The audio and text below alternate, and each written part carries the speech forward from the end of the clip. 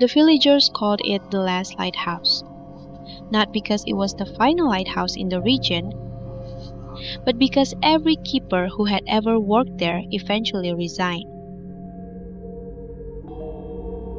Raka, a 30-year-old technician, was assigned to maintain and repair the aging lighthouse after no local resident was willing to work there anymore. As soon as he arrived, an old fisherman named Pak Dharma stopped him. If it reaches midnight, never go up to the lamp room at the top of the lighthouse. Raka simply smiled. Why, sir? Pak Dharma did not answer. Instead, his face turned pale. Forget I said anything. After saying that, the old man quickly walked away as if he wanted nothing more to do with the lighthouse. Meanwhile, Raka remained relaxed and began preparing for his first night at the last lighthouse. As night fell, heavy rain began pouring down. Raka was completely alone inside the lighthouse. By 11 o'clock, he had repaired part of the damaged equipment and decided to take a short rest.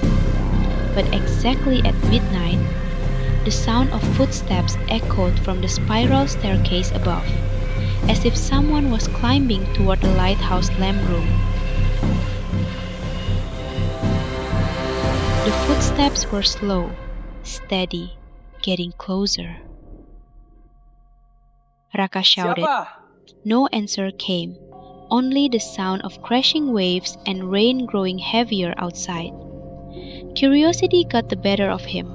Raka followed the sound all the way to the top of the lighthouse. The lamp room was covered in dust. His heart pounded violently. And then, someone stood there with his back turned toward him. A man wearing a worn yellow raincoat. His entire body was soaked. Slowly, the man turned around, and his face was unnaturally pale. His empty stare felt deeply wrong. Raka froze. The figure then walked toward the lamp room door. From the other side, a knocking sound could be heard. Then it turned into violent pounding.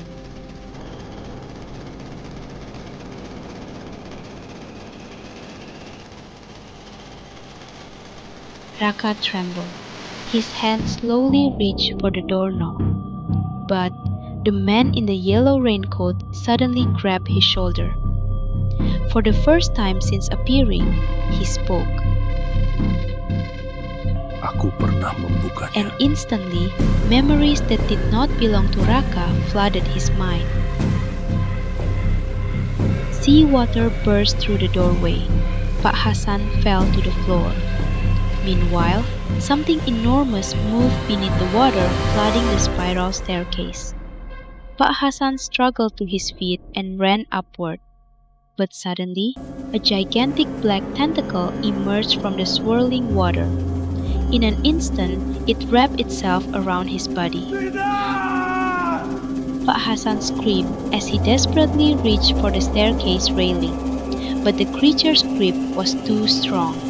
Slowly, his body was dragged back into the darkness below, and his screams vanished into the stormy night. Raka gasped. The vision disappeared.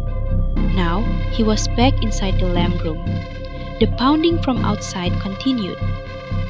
But this time, Raka slowly pulled his hand away from the doorknob. He took several steps back and chose not to open it. The man in the yellow raincoat turned toward him. Then slowly, he smiled and disappeared. At that very moment, the pounding stopped.